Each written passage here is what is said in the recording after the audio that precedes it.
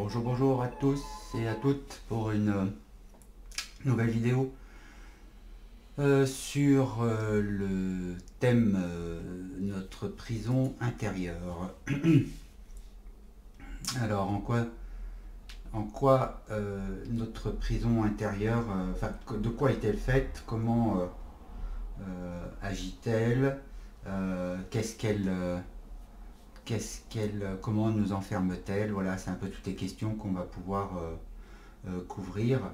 Euh, donc évidemment, quand on a l'idée d'une prison, en fait, on voit tout de suite l'image que ça donne, hein, des barreaux et forcément des murs, et donc forcément des limites.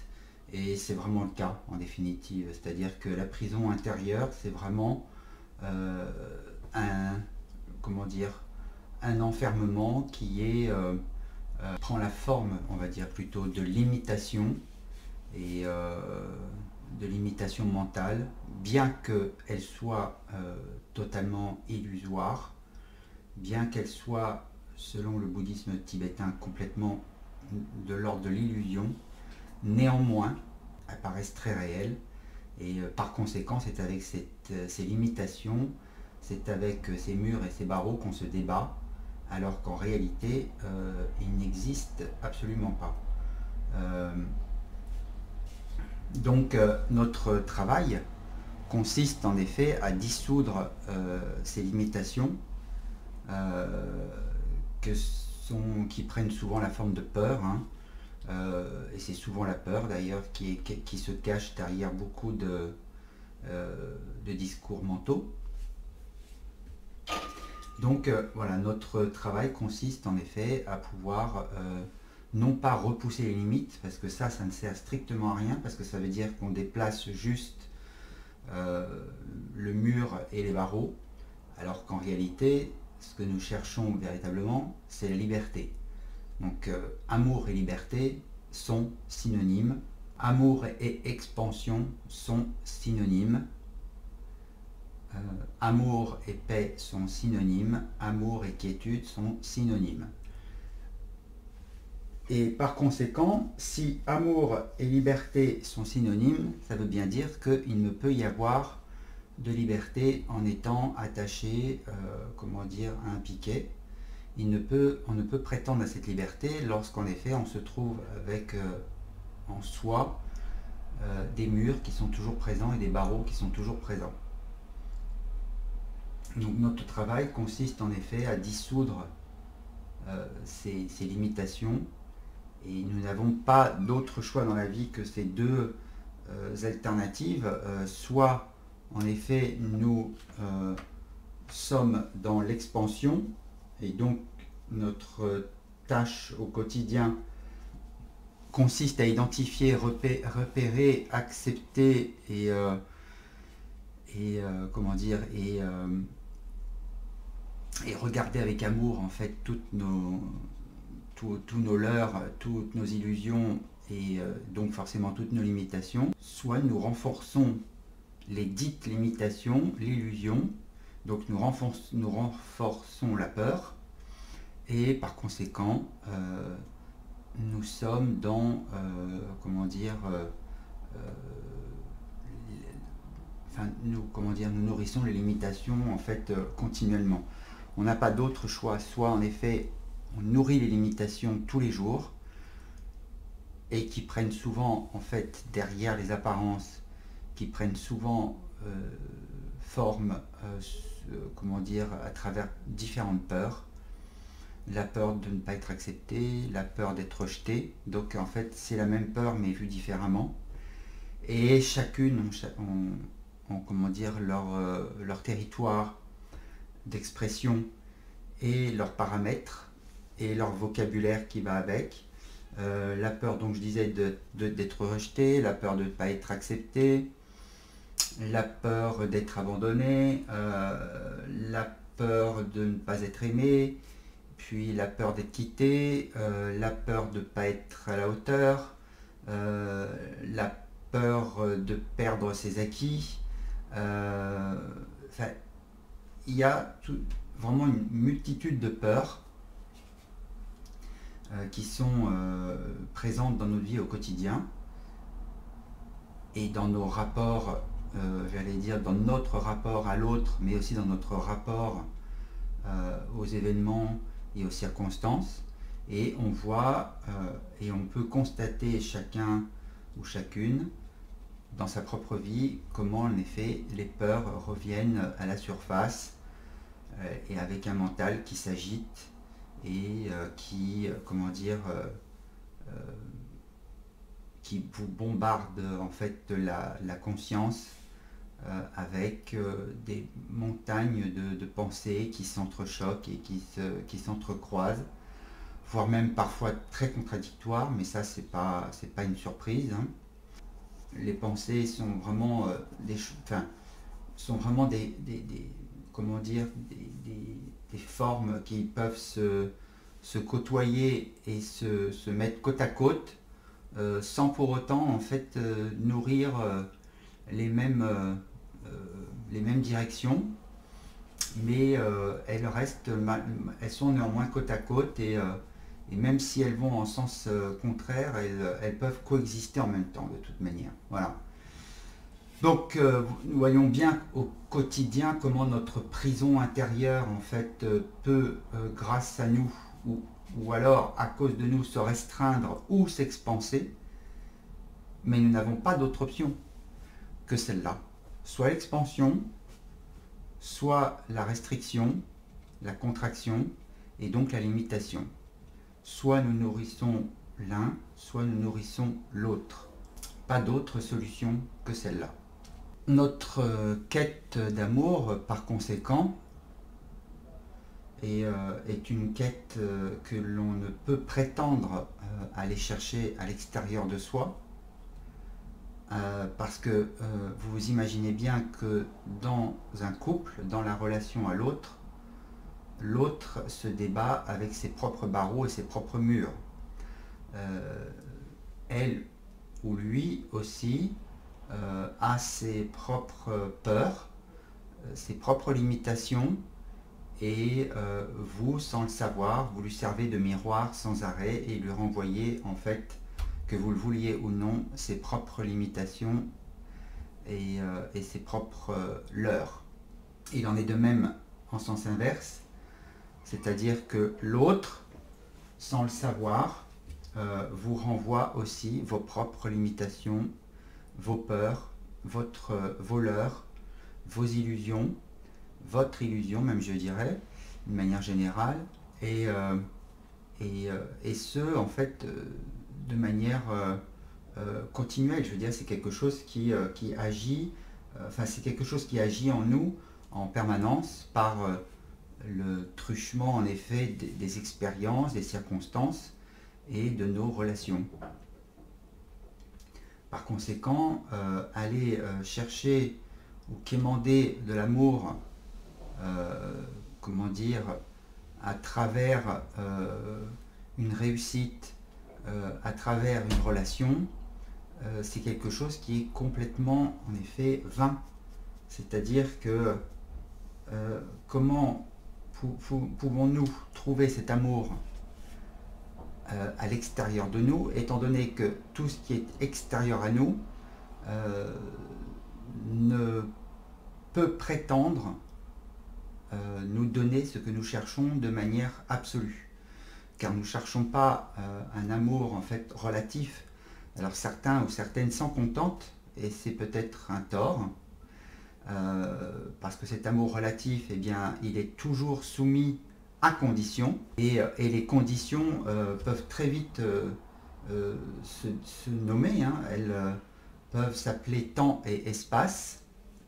Voilà, l'amour peut être mis à condition avec le temps, peut être mis à rude épreuve avec le temps, et mis aussi à condition avec l'espace, c'est-à-dire l'éloignement. On est dans un monde en effet à trois dimensions, et l'amour que l'on place à l'extérieur de soi est forcément soumis tôt ou tard à des limites. Il est sous condition. Alors que ce que l'être humain cherche, c'est un amour absolu et sans condition. c'est un amour inconditionnel. Voilà, c'est ça. Et certains, en effet, se contentent de cet amour conditionnel parce que celle-ci ou ceux-ci ne peuvent s'imaginer pouvoir avoir la capacité d'aller le trouver en eux. Alors, soit parce qu'ils ignorent en effet que cet amour existe en eux, soit parce qu'ils ne s'en sentent pas du tout la capacité. Ça, c'est encore une autre histoire.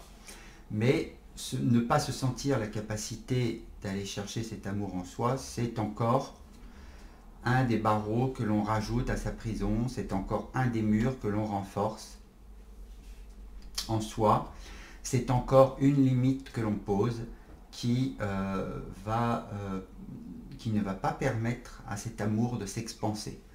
Parce que quand je parle de limitation ou d'expansion, il faut bien resituer les choses.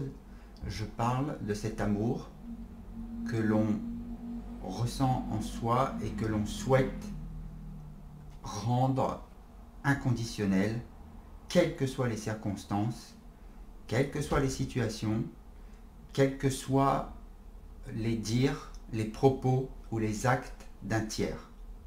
C'est ça que l'on cherche. C'est cet amour qui en fait nous rend quiet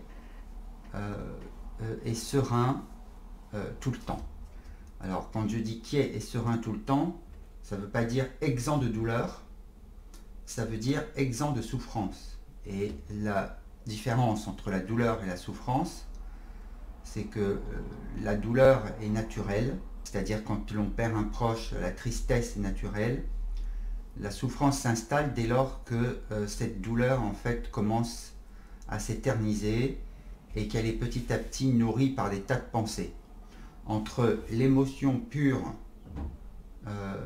tristesse, entre l'émotion pure, colère, et derrière un mental qui commence en fait à se saisir de la tristesse ou de la colère ou d'une autre émotion et commence derrière à élaborer toute une structure pour justifier ou juger cette colère ou cette émotion en général ou cette tristesse, là c'est là que la souffrance s'installe.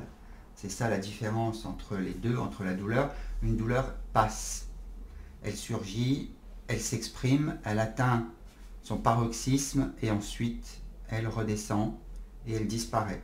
Une souffrance reste constamment, revient constamment, reste en filigrane, même si elle n'est pas activée grâce ou à cause des événements extérieurs, elle reste malgré tout présente et elle attend en effet une expérience pour pouvoir se réexprimer. Voilà. Donc c'est pour ça que demander quémander l'amour chez un autre ou à travers une expérience, c'est toujours rendre cet amour en fait destructible. C'est-à-dire qu'un jour, il prendra fin pour une raison ou une autre. C'est pour ça qu'il est vain d'aller chercher cet amour à l'extérieur, autant pour vous qui regardez cette vidéo que pour les autres vous concernant. Ils n'ont pas à vous réclamer d'amour. Entre amour et attention, il y a encore une barrière. Entre amour et désir, il y a encore une autre barrière. Entre amour et aide, il y a encore une autre barrière. On peut, se sentir complet dans cette complétude en dehors de l'attention des autres, en dehors de l'aide de l'autre, en dehors du désir de l'autre et en dehors de l'attention de l'autre. Donc ça, c'est quelque chose de très important. Pas plus que les événements, les circonstances ne vous apporteront l'amour que vous attendez. Tout au plus une reconnaissance, mais la reconnaissance n'est pas de l'amour. Tout au plus peut-être la gloire, mais la gloire n'est pas l'amour. Tout au plus une réussite, mais la réussite n'est pas l'amour. Tout au plus de la célébrité, mais la célébrité n'est pas de l'amour. Tout au plus une notoriété, mais la notoriété n'est pas l'amour. Donc ne prenons pas un cheval de bataille pour un autre, parce que ça serait un leurre supplémentaire. Donc ne nous trompons pas de bataille tout court. Alors, non seulement il est vain d'aller chercher cet amour à l'extérieur ou chez l'autre, mais c'est même plus dangereux qu'on ne l'imagine, enfin quand je dis plus dangereux, en termes d'inquiétude et de souffrance. Parce qu'en général, quand on commence à être dépendant de l'autre, parce qu'on s'imagine, parce que l'être humain s'imagine que c'est chez l'autre qu'il faut aller chercher de l'amour, en fait ce qu'on risque de récolter, c'est surtout davantage d'illusions, davantage de peur et donc davantage de limitation. Voilà. Étant donné que l'autre est persuadé aussi que cet amour est en vous, vous pensez bien qu'il y a un troc entre ce qu'il essaye de récupérer chez vous et ce que vous êtes capable de lui donner. C'est-à-dire que ça va être un amour conditionné, et derrière le mot conditionné, en fait, il faut entendre un amour avec de la peur à la clé. C'est-à-dire, ça se traduit de manière très simple, je veux bien t'aimer, mais à condition que tu changes ou que tu sois comme ci et comme ça. Voilà. Et là, je veux bien t'aimer, mais sinon, je ne t'aime pas. Alors vous pensez bien que inversement, hein, vous qui quémandez de l'amour chez l'autre, il va vous l'accorder, mais sous condition. Alors ce qui fait qu'en fait, vous allez, en plus de vos limitations, en plus de vos leurres, en plus de vos illusions déjà présentes, et qui sont en fait en soi déjà l'objet de tout un travail et de tout un effort, eh bien vous allez rajouter en fait de la peur à de la peur existante en vous. Vous allez rajouter du conditionnement à un conditionnement existant en vous, ou alors, si vous préférez, vous allez rajouter du karma au karma, vous allez rajouter de la loi de cause à effet à la loi de cause à effet qui existe déjà en vous. Voilà, donc on se rend bien compte que être dépendant, se mettre dans la dépendance de l'amour de l'autre, comporte des risques en termes de soucis, d'inquiétude, de perte de sérénité, et de rajout de souffrance. Voilà. Donc on risque de rajouter des limitations à la limitation existante en vous, au lieu en effet que cela puisse permettre de favoriser l'expansion. Alors dans une relation, évidemment, il n'y a pas que comment dire, de la limitation qui s'exerce, mais tout dépend du niveau en fait de conscience à travers laquelle la relation est nourrie. Il est toujours préférable d'aller chercher cet amour en soi, d'aller d'abord le chercher en soi. Maintenant, si l'autre en face est capable de participer à cette expansion et de vous faire parvenir à faire tomber, à faire s'évanouir, à dissoudre en fait un mur en vous qui était une limitation, et bien là je dis ok. Mais il n'y a que dans ce cas de figure que cela fonctionne. Et cela fonctionne dans ce cas de figure parce que il y a un auto-centrage des deux côtés qui est bien installé. C'est-à-dire que il n'y a pas comment dire, d'attente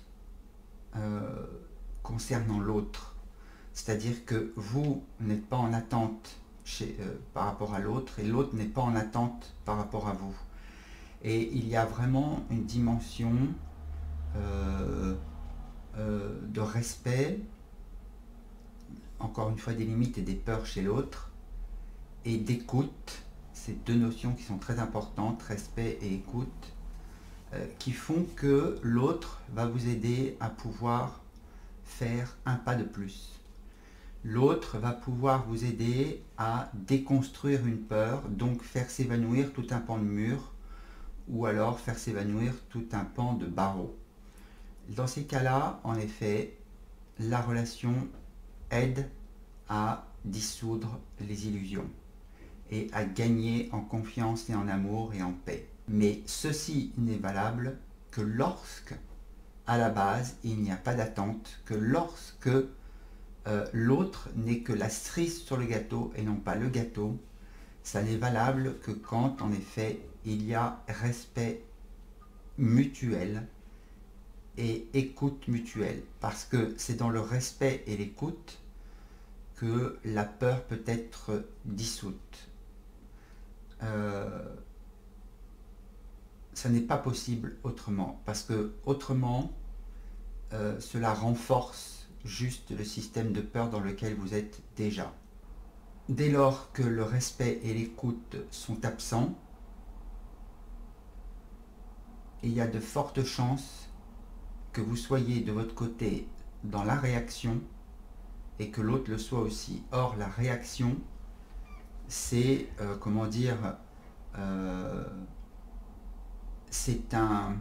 c'est le conditionnement qui vient se mettre en travers dans la relation, c'est donc la peur. Et qui dit réaction, dit forcément réaction aussi chez l'autre. Il y a un renforcement mutuel. Sauf si l'autre est plus centré que vous. Ou alors que vous êtes plus centré que l'autre. Et dans ces cas-là, ça ne fait pas écho. Mais bon, ça c'est dans l'idéal. Donc c'est pour ça que il est nécessaire de faire preuve de cette écoute et de ce respect, mais d'abord avant tout pour soi-même. Enfin, c'est quelque chose qui doit être acquis pour soi, pour pouvoir en effet, pour permettre aux illusions de tomber, pour permettre à, aux limitations de s'évanouir, on a besoin de ces deux ingrédients, respect et écoute intérieure. Parce que le respect va permettre la peur de se sentir comprise et aimée et acceptée. Et ça, c'est très important. Ce sont des ingrédients très importants. Si vous êtes en effet capable d'exercer cela avec vous, ça veut dire que en fait, vous avez déjà acquis la notion de comment en effet nourrir en vous l'expansion, comment nourrir en vous l'amour. Et vous êtes déjà, quand vous faites ça, en train de le faire. Vous êtes en train de nourrir la bonne part en vous, c'est-à-dire l'expansion ou l'amour, l'expansion ou la paix, l'expansion ou la liberté. C'est la même chose. Si vous avez déjà ces deux ingrédients, respect et écoute, alors vous pouvez absolument réussir à tout intérieurement. Vous pouvez arriver, vous pouvez parvenir à dissoudre petit à petit toutes les limitations. Et encore une fois, toutes ces limitations prennent,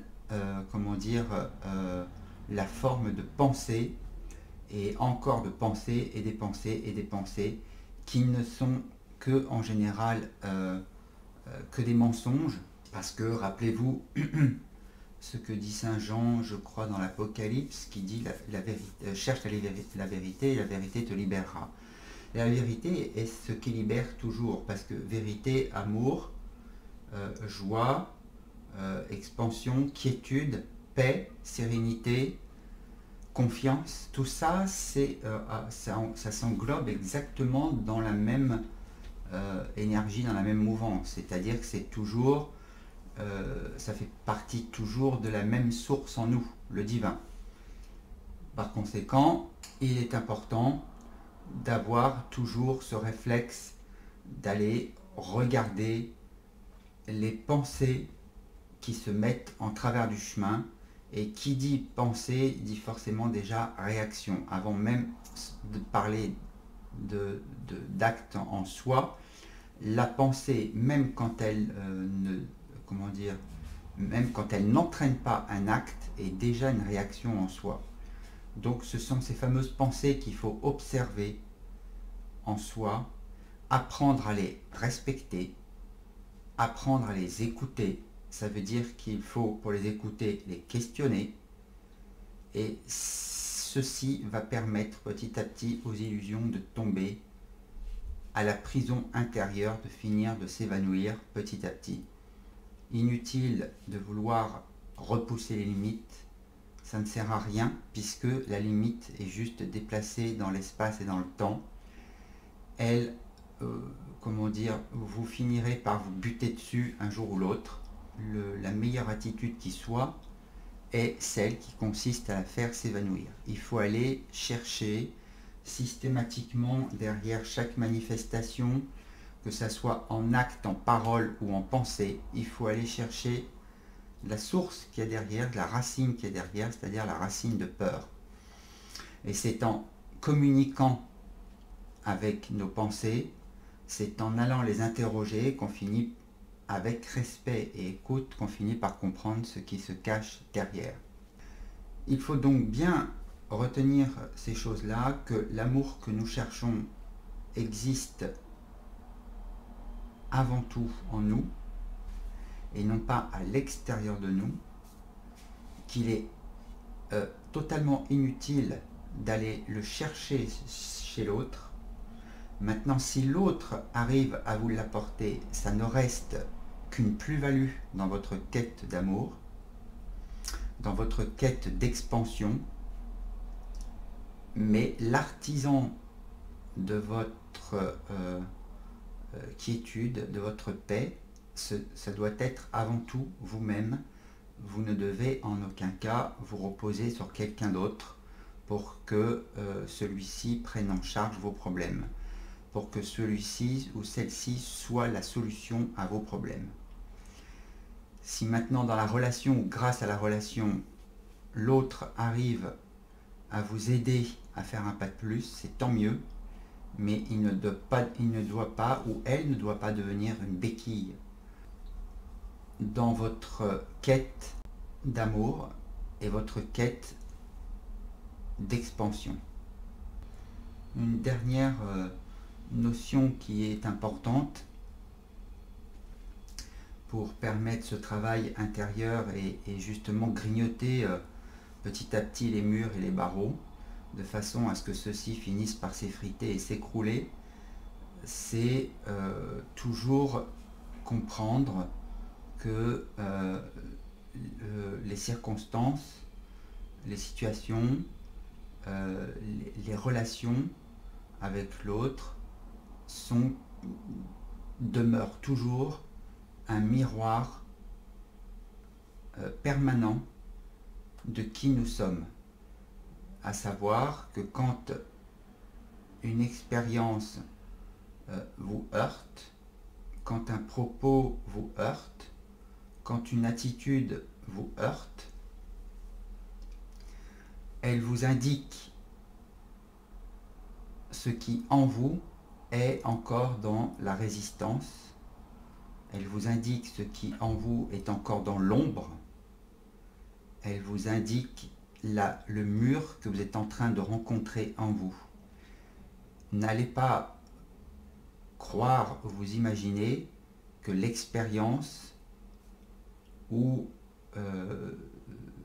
comment dire, la relation, en tout cas les circonstances, sont responsables de votre souffrance. Elles ne sont qu'un déclencheur.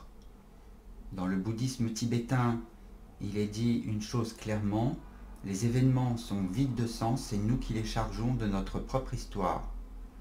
Donc cela signifie quoi? Ce que je viens de dire, justement, que lorsque un tiers vous heurte, lorsque vous vous sentez plutôt heurté par un tiers, lorsque vous vous sentez heurté par une situation, c'est que ce qui se passe à l'extérieur de vous est en train de pointer du doigt chez vous une part d'ombre qui existe, un mur qui est encore présent et un mur qu'il faut aller sonder pour aller voir ce qui se cache derrière, pour aller apprendre à l'aimer, à l'écouter, à le respecter et à l'accepter. Ce sont là les ingrédients indispensables. Et il ne faut pas perdre de vue que rien ni personne n'est responsable de votre souffrance. Votre souffrance est due simplement à une mauvaise interprétation de la réalité. Et cette interprétation de la réalité est colorée justement par vos limitations, votre conditionnement, mais ce qui veut dire exactement la même chose, vos illusions, mais ce qui veut dire encore exactement la même chose, ou vos leurres. Ce sont vos leurres, vos illusions en fait qui mettent des filtres, qui sont des filtres entre votre perception de la réalité et la réalité elle-même. Et ces filtres, en fait, ces leurres, ces illusions sont tout simplement toujours la même chose venant de l'ego, c'est-à-dire de la peur. Ceci est important à garder en mémoire pour pouvoir en effet permettre à nos murs intérieurs, à notre prison intérieure de pouvoir petit à petit perdre en densité, perdre en opacité et gagner finalement en clarté et en sérénité. Voilà, cette petite vidéo est terminée sur la prison intérieure. Je ne pense pas avoir oublié grand chose. Je vous souhaite juste de pouvoir continuer à œuvrer dans votre vie pour que vous soyez en paix, parce que ce qui importe le plus, c'est d'être toujours, quoi qu'il en soit, en paix, quelle que soit la situation, quelles que soient les circonstances. C'est le plus beau cadeau. Celui qui est en paix, c'est celui qui évidemment déborde d'amour et de confiance. Et cette confiance est inaltérable, cet amour est inaltérable, cette paix est inaltérable. Ça ne veut pas dire, encore une fois, qu'elle empêche la douleur, mais ça veut dire qu'en fait, vous êtes exempt à tout jamais de souffrance. Je vous souhaite donc d'être dans cette nouvelle dimension. Je vous souhaite de sortir de vos murs. Je vous souhaite de pouvoir les dissoudre. Je vous souhaite de pouvoir sortir chacune et chacun de votre prison et de commencer à goûter à cette liberté absolue intérieure, à cet amour absolu intérieur et à cette quiétude. Namasté et bonne journée.